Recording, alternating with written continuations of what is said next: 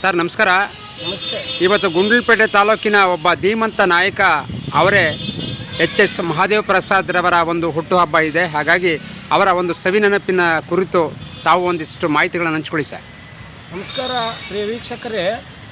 ಸಂದರ್ಶಕರ ಪ್ರಶ್ನೆಯಂತೆ ಇವತ್ತು ಗುಂಡ್ಲುಪೇಟೆ ತಾಲೂಕು ಕಂಡಂಥ ಒಬ್ಬ ಸಾಮಾಜಿಕ ಬದಲಾವಣೆಗಾಗಿ ಶ್ರಮಿಸಿ ಈ ಭಾಗದ ಪ್ರಸಿದ್ಧ ರಾಜಕಾರಣಿಗಳಲ್ಲಿ ಒಬ್ಬರಾದಂಥ ಎಚ್ ಮಹಾದೇವ ಪ್ರಸಾದ್ರವರ ಇವತ್ತು ಹುಟ್ಟುಹಬ್ಬದ ಅಂಗವಾಗಿ ಇವತ್ತು ಅವರ ಮಗ ಗಣೇಶ್ ಪ್ರಸಾದ್ರವರು ಪ್ರಸ್ತುತದಲ್ಲಿ ಈ ಕ್ಷೇತ್ರದ ಶಾಸಕರಾಗಿ ಹಲವಾರು ಸಾಮಾಜಿಕ ಕಾರ್ಯಕ್ರಮಗಳನ್ನ ಮಾಡುವ ಮೂಲಕ ಇವತ್ತು ಅವರ ತಂದೆಯ ಹುಟ್ಟುಹಬ್ಬವನ್ನು ಆಚರಣೆ ಮಾಡುವ ಮೂಲಕ ಹಲವಾರು ಬಡವರಿಗೆ ಒಂದಷ್ಟು ಸಾರ್ವಜನಿಕರಿಗೆ ಅನ್ನದಾನ ಕಾರ್ಯಕ್ರಮವನ್ನು ಇಟ್ಟುಕೊಂಡು ಇವತ್ತು ವಿಶೇಷವಾಗಿರ್ತಕ್ಕಂಥ ಕಾರ್ಯಕ್ರಮವನ್ನು ಮಾಡ್ತಾಯಿದ್ದಾರೆ.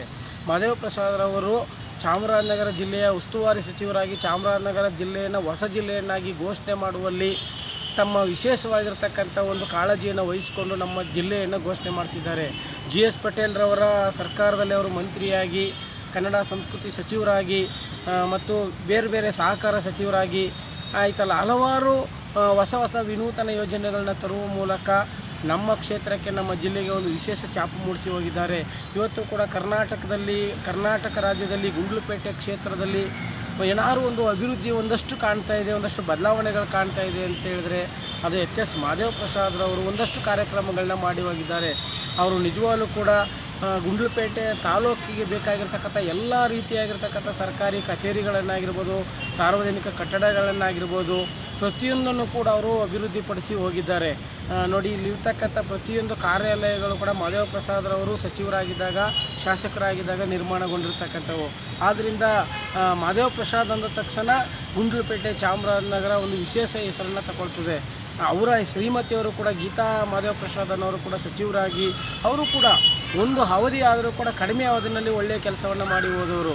ಅವ್ರ ಮಗ ಈಗ ಪ್ರಸ್ತುತದಲ್ಲಿ ಯುವ ನಾಯಕರಾಗಿ ಎಲ್ಲ ಯುವ ಜನರ ಮನಸ್ಸನ್ನು ಗೆಲ್ಲುವ ಮೂಲಕ ಒಂದಷ್ಟು ಕೆಲಸಗಳನ್ನ ಮಾಡ್ತಾಯಿದ್ದಾರೆ. ನಿಜವಾಗ್ಲೂ ಕೂಡ ಗಣೇಶ್ ಪ್ರಸಾದ್ ಅವರಿಗೆ ಎಲ್ಲ ಸಮುದಾಯವನ್ನು ಕೂಡ ಜೊತೆಗೆ ತೆಗೆದುಕೊಂಡು ಹೋಗಬೇಕು ಅಂತಕ್ಕಂಥ ಗುಣ ಇದೆ ಮತ್ತು ಬಂದಂಥ ಅನುದಾನವನ್ನು ಒಳ್ಳೆಯ ರೀತಿಯಲ್ಲಿ ಬಳಸಿ ಕ್ಷೇತ್ರ ಅಭಿವೃದ್ಧಿಗೆ ಹಾಕಬೇಕು ಅಂತಕ್ಕಂಥ ಒಂದು ವಿಶೇಷ ಗುಣವನ್ನು ಅವರು ಹೊಂದಿದ್ದಾರೆ. ನಿಜವಾಗ್ಲೂ ಕೂಡ ಇದು ಭಾಳ ಅದ್ಭುತವಾಗಿರ್ತಕ್ಕಂಥ ಬೆಳವಣಿಗೆ. ಅವರ ತಂದೆಯವರ ಹುಟ್ಟುಹಬ್ಬದ ಸವಿನೆನಪಿಗಾಗಿ ಇವತ್ತು ಅನ್ನದಾನವನ್ನು ಮಾಡುವ ಮೂಲಕ ಹಲವಾರು ಬಡವರಿಗೆ ದಾನ ಧರ್ಮವನ್ನು ಮಾಡುವ ಮೂಲಕ ಇವತ್ತು ಅವರ ತಂದೆಯವರ ಹುಟ್ಟುಹಬ್ಬವನ್ನು ಇವತ್ತು ಸಾರ್ವಜನಿಕರ ಮಧ್ಯದಲ್ಲಿ ಆಚರಣೆ ಮಾಡ್ತಾಯಿದ್ದಾರೆ. ಇದು ನಿಜವಾಗಲೂ ವಿಶೇಷವಾಗಿರ್ತಕ್ಕಂಥ ವಿಚಾರ. ಅದಕ್ಕೆ ನಾನು ಈ ಸಮಯದಲ್ಲಿ ಮತ್ತೊಮ್ಮೆ ನಾನು ನಮ್ಮ ತಾಲೂಕಿನ ಪ್ರಸಿದ್ಧ ನಾಯಕರಾಗಿರ್ತಕ್ಕಂಥ ಎಚ್ ಮಹಾದೇವ ಪ್ರಸಾದ್ ಅವರಿಗೆ ಹುಟ್ಟುಹಬ್ಬದ ಶುಭಾಶಯಗಳನ್ನ ತಿಳಿಸುತ್ತಾ, ಅಂಥ ವ್ಯಕ್ತಿಗಳು ಮತ್ತೊಮ್ಮೆ ಈ ಕ್ಷೇತ್ರದಲ್ಲಿ ಹುಟ್ಟಿ ಬರಲೇತಕ್ಕಂಥ ಮಾತನ್ನು ಹೇಳ್ತಾ, ಅವರ ತಂದೆಯವರ ಸವಿನೆನಪಾಗಿ ಹಲವಾರು ಹೊಸ ಕಾರ್ಯಕ್ರಮಗಳನ್ನ ಆಚರಣೆ ತರುವ ಮೂಲಕ ಗಣೇಶ್ ಪ್ರಸಾದ್ ಅವರ ತಂದೆ ಹೆಸರನ್ನು ಖಂಡಿತವಾಗಿ ಉಳಿಸಿ ಹೋಗ್ತಾರೆ ಅಂತಕ್ಕಂಥ ಒಂದು ಭರವಸೆ ಅವ್ರ ಮೇಲಿದೆ. ತುಂಬ ನಂಬಿಕೆ ಇದೆ ಅವ್ರ ಮೇಲೆ. ಒಳ್ಳೆಯ ಕೆಲಸವನ್ನು ಮಾಡ್ಕೊಂಡು ಬರಲಿ, ಆ ಮಾಡುವ ಶಕ್ತಿಯನ್ನು ಮಹದೇಶ್ವರ ಅವ್ರಿಗೆ ಕೊಡಲಿ ಅಂತಕ್ಕಂಥ ಮಾತನ್ನು ಹೇಳ್ತಾ ಅವರ ಹುಟ್ಟುಹಬ್ಬದ ಶುಭಾಶಯಗಳನ್ನ ತಿಳಿಸಿ ನಾನು ಅವ್ರಿಗೆ ಅಭಿನಂದನೆ ಸಲ್ಲಿಸ್ತೀನಿ.